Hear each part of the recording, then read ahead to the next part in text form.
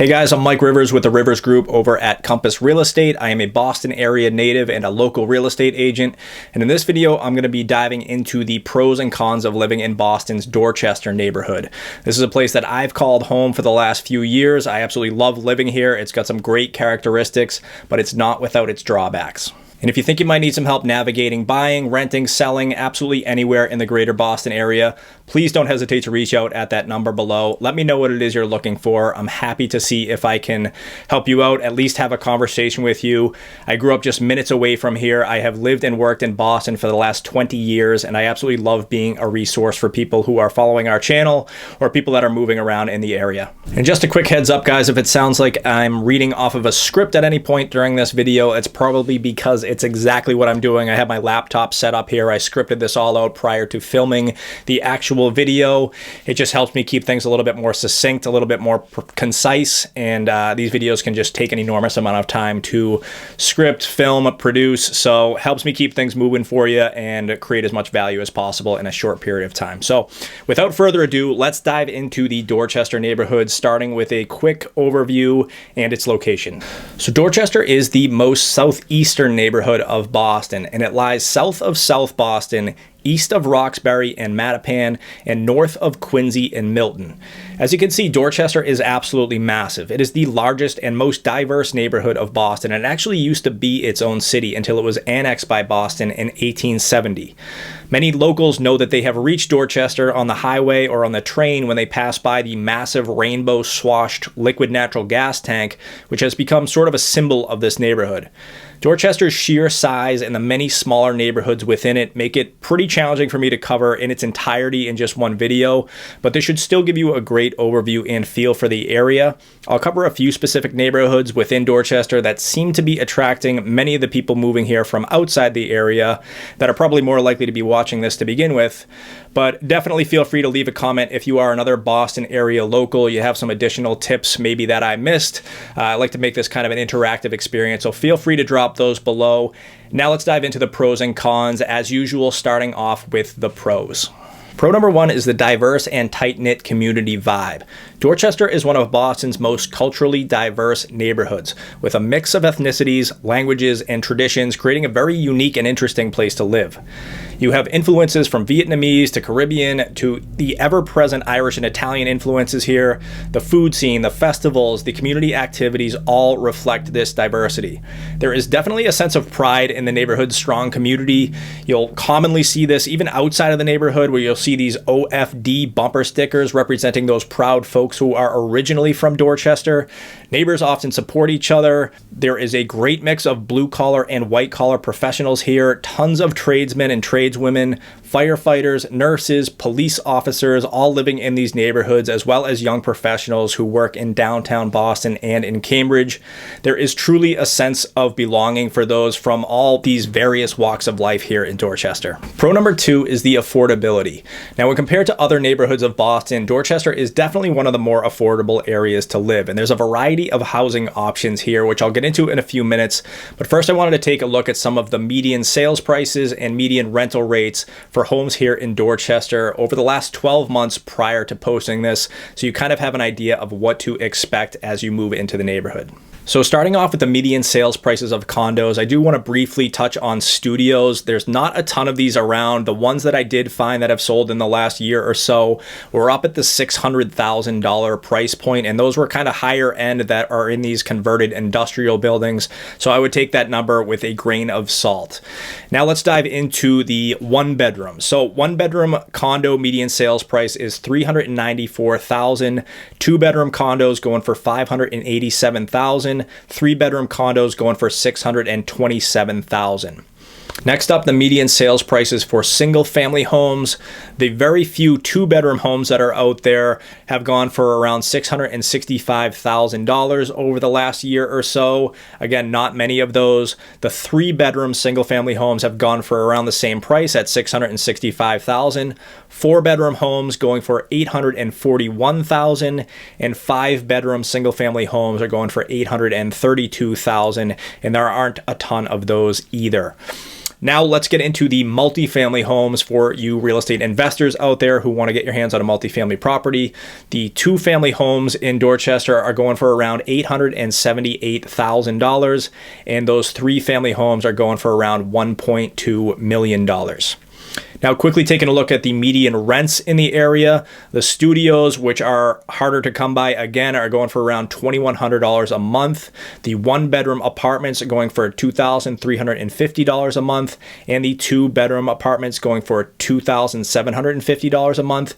The 3-bedroom apartments going for $3,200 a month. And if you guys want the most up-to-date information about what's going on in the market currently, have any additional questions, or want some help locating a home either on or off the market, please feel free to give me a shout at that number below. Let me know what it is you're looking for, and I'll see what I can dig up for you. Pro number 3 is the access and public transportation options you have here. So in Dorchester, you have access to multiple subway stations along the Red Line, including JFK UMass, Savin Hill, Ashmont, Shawmut, and Fields Corner, not to mention several commuter rail stops and tons of buses. The neighborhood is well connected. It makes it easy for commuters to get to downtown and other parts of the city very quickly. It's also close to highways like I-93, offering a bit of flexibility for those who drive. And parking is a bit less of a shit show here than it is in other residential neighborhoods like South Boston, Fenway Kenmore, the North End. And the additional parking is also one of the reasons that I see a lot of people moving from Southie or South Boston into the Dorchester area. And traffic is always going to be a factor in Boston. That's not going away anytime soon. I'll get to that a little bit more in the drawbacks section. But as a real estate agent who does a lot of driving, I'm in the city quite a bit, servicing clients there, taking advantage of all the city has to offer, the restaurants, the activities, and also servicing clients on the South Shore, where a lot of my friends and family are. That's where I grew up. So getting in between those two places, the city and the South Shore, if you are a beach person, you want to get to some of these South Shore beaches in the summertime or even down to Cape Cod, Dorchester is a great happy medium between getting into the city relatively quickly and getting to the South Shore and the beaches with relative ease. So something to think about if you're moving into the city of Boston and you want to take advantage of both of those locations. Now, on top of that, Dorchester is also no exception when it comes to the fact that Boston's becoming a little bit more bike friendly these days, probably much to the dismay of some of the drivers out there who aren't quite used to sharing the road and seeing these new bike lanes pop up. But there are more bike lanes popping up. It's a little bit easier for bikers to get around. It's not quite streamlined just yet, but there are definitely more and more options as time goes by. So with that said, plenty of options for getting around and transportation here in the Dorchester neighborhood. Pro number 4 is the housing options here in Dorchester. Dorchester has a very eclectic mix of different housing options. You may have gotten a little bit of a taste of this earlier when I was talking about affordability and the different options there. But you have these classic Dorchester double and triple deckers, which are basically 2 and 3 family homes where units with identical floor plans are stacked on top of each other. Many of these buildings are owned outright by a single owner, and then the individual apartment units inside are rented out to separate tenants who have no ownership stake in the building. And then some of these buildings have been turned into condos, and you're actually able to purchase the individual floors and pay an HOA fee for the common areas and the building maintenance. There are also some townhouses that are set up with the individual living spaces spanning multiple levels, and units are placed side by side and not stacked. These will also have some kind of an HOA or homeowners association set up. And then there are some converted industrial buildings and some newly developed apartment and condo complexes popping up in Dorchester near some of the major hubs if you want to live in a building that has some additional amenities like fitness centers, function rooms, and even pools in some situations. Finally, there are still a great deal of single family homes in the neighborhood with a lot of colonial and Victorian style architecture. As you probably know, Boston is a very historic city, and Dorchester is one of the largest residential areas of the city. So there are plenty of very unique historic single family homes with a ton of character here. So some pockets of Dorchester feature more single family homes than others, but you can also find these single families sort of sprinkled into streets that are primarily primarily 2 and 3 family homes as well. So there are plenty of options here in Dorchester as far as home styles to choose from. Pro number 5 is the neighborhood options here. And the neighborhood options are as diverse as the housing options. And I'm not going to dive into every single neighborhood within Dorchester because that would take all day, but I'll mention a few of the more popular areas that I've seen a lot of people trying to move into, areas that I've spent a lot of my time here in Dorchester. And again, if you're a Boston local and you have some other comments that you want to include, feel free to drop those below. So starting off with Savin Hill and JFK areas. Now this lies in the northern part of Dorchester. They have experienced quite a big boom in the last few years, and it's easy to see on a map how South Boston basically flows right into this part of Dorchester, making it a popular area for people that are moving out of there. But it's a great neighborhood with some great options for food and drinks like McKenna's Cafe, Banshee, Harp and Bard, and Dot Brewing. And then you have the Neponset and Adams Village areas. This is my neighborhood. These are along the southeastern part of Dorchester, bordering the Neponset River and the towns of Quincy and Milton. Neponset is a great area with some very cool spots by the water like Venezia and Boston Winery, and a very popular staple near my house that every Dorchester resident is familiar with is called Lambert's, which is a market and deli.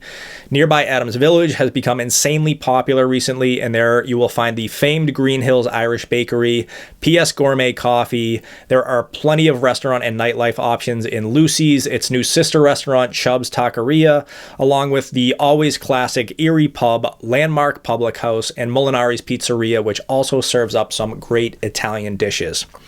Then there's Lower Mills, a historic area a bit further west, which also borders Milton. It's the former site of the Walter Baker Chocolate Factory.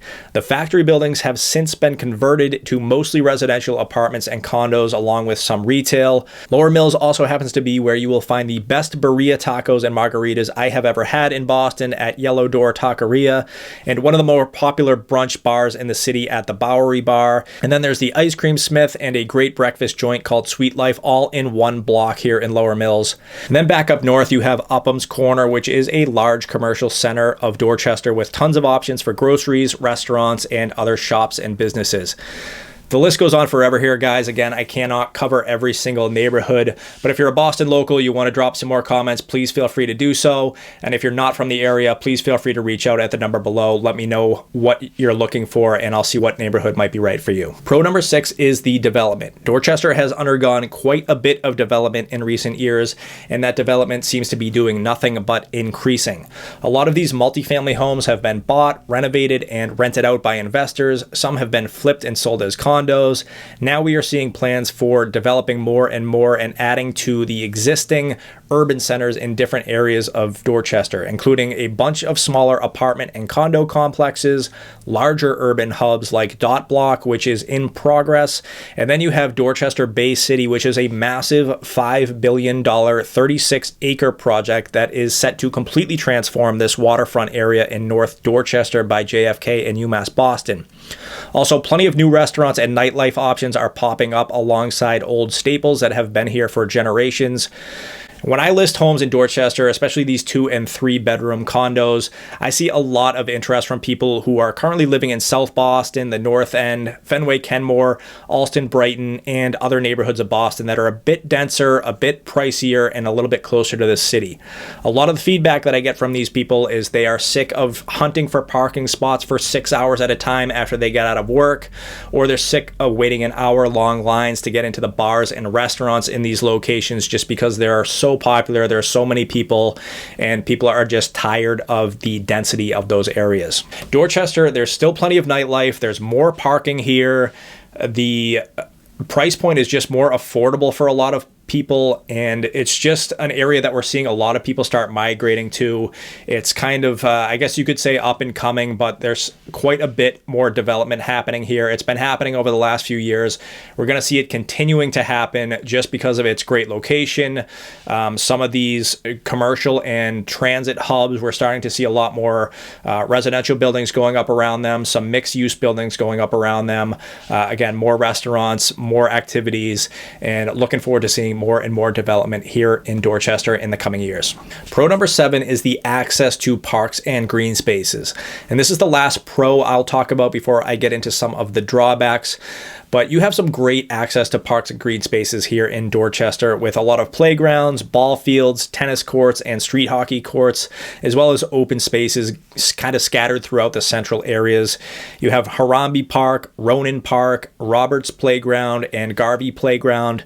And then around the perimeter, you have Savin Hill Park, Malibu Beach, and then Pope John Paul Park and the Neponset River estuary and trails are great places to walk and bike with some great views. There's always people out walking dogs, riding their bikes along these trails on the Neponset River. Then along the western edge of Dorchester, you have Franklin Park. Now this is technically in Roxbury, and I touch on it in some of the other neighborhood profile videos that I do. But Franklin Park is Boston's largest park at almost 500 acres. It has tons of walking paths, open spaces, ponds, baseball fields, tennis courts. There's a football stadium, an 18-hole golf course, and there's even a zoo in Franklin Park. So there's no shortage of green spaces here in Dorchester. And despite the neighborhood's massive size, it's pretty easy to get out to these parks on the outskirts, and it feels like you're not even in the city at all. Now, really quick, guys, before I get into the drawback section, I have seen some other videos out there about Dorchester, other neighborhoods of Boston, and my goal here is not just to blow those videos out of the water, but to truly provide a much better feel for these neighborhoods than some of those other videos are, and really give you guys an understanding of what it's like to maybe live in these neighborhoods. So if you're feeling like you're getting something out of this, please do me a favor and like the video, leave a comment, share the video with someone that you think is going to get some value out of it.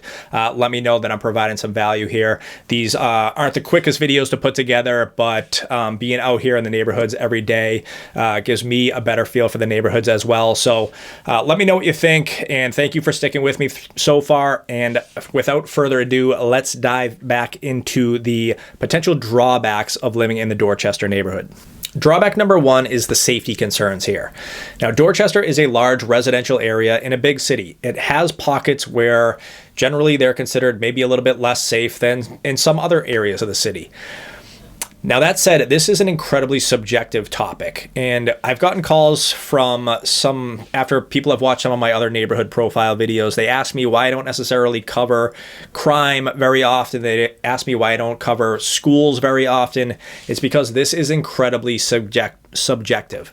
Now, some of these areas that I've covered so far have been higher end areas. They don't necessarily make it on the news as much as some of the more affordable areas, I guess you could say. But on top of that, this is so subjective. I know people that wouldn't even live in any part of Dorchester based on what their parents told them about the neighborhood 25 years ago. I also know people that are only looking for homes in areas of Dorchester that I wouldn't necessarily be comfortable living in. So it's an incredibly subjective topic. And on top of that, you don't just want to take a real estate agent's word for it. You don't know what my comfort level with certain things are versus your comfort level. So one of the resources that I give people is Boston Police rolled out a tool called Crime Mapper. It allows you to pull up a digital map basically of all of the recently reported crimes in not just the Dorchester area, but anywhere else in the city. It's incredibly comprehensive. It's very cool. I'll link it below. So if you're watching this on YouTube, you can just pull it up in the description below. But it's a great tool to use to kind of gauge where you might like to live in the city based on some of the safety concerns you have and your comfort level with those different activities. Now, that said, if you guys are coming here from out of town, not just from a safety standpoint, but also from a lifestyle standpoint, I also just suggest people spend a weekend here, spend a couple of weekends here. Fly in, experience some of these neighborhoods, walk around, go to the coffee shops, go to the grocery stores, go out for dinner or drinks in some of the restaurants around here. You want to just familiarize yourself with some of the neighborhoods that you're at least considering living in before you sign a year-long lease or start thinking about purchasing a home in some of these neighborhoods. I'm happy to give you as much guidance as possible if you want to give me a call and ask me questions and figure out what your lifestyle needs are, and we can figure out some kind of a search setup for you. But beyond that, you definitely want to kind of gauge what your comfort level is with some of these neighborhoods. It allows you to move forward confidently with your search. Drawback number 2 is the rising housing costs. And whenever you have development, which certainly has its benefits, it often comes with rising housing costs. And although Dorchester has traditionally been more affordable, with home prices continuing to escalate, it's been making it a little bit harder for longtime residents to afford living in their neighborhood. Now, this is leading to concerns about displacement and changes to the local culture. Drawback number 3 is the traffic, congestion, and noise. Now, like many parts of the city, Dorchester experiences heavy traffic, particularly during rush hours. The roads can be congested and parking can be a challenge in certain areas, especially with the narrow streets that are typical in older Boston neighborhoods. Commuters often feel frustrated by the long travel times or the limited parking options. The I-93 on-ramp coming from my neighborhood features an especially thrilling rotary that is backed up all morning as people come from 4 different directions and try to get onto the expressway northbound towards downtown Boston. Now, with the development and constant utility work in the area, construction delays are pretty common too. That also ties into the noise factor. I have had 5 new buildings go up surrounding my house in the last 2 years, and that's been pretty constant construction noise starting pretty early in the morning. Speaking of noise, Dorchester can be a pretty lively place, especially near those commercial hubs and areas where there is more nightlife. Not to mention in the eastern parts of the neighborhood where I am, you have the expressway, the subway, and commuter train lines passing through above ground, and you are pretty close to the flight paths of most of the planes coming into Logan Airport. Throw in emergency vehicles and you definitely have some pretty consistent city noise in this neck of the woods. This of course varies by neighborhood, varies by street, and some of the inner streets and some of these hilltop neighborhoods are actually shockingly quiet and it doesn't even feel like you're in the middle of the city at all. Drawback number 4 is the limited upscale amenities. And while Dorchester has experienced some growth in recent years, some residents feel it lacks some of the higher end amenities like boutique shopping, big summer blowout, fine dining, and luxury gyms that you might find in other neighborhoods of town. Yes, they are building and developing some large-scale urban hubs here, but this area by no means is going to become the next Seaport or the next Back Bay neighborhood, at least anytime soon.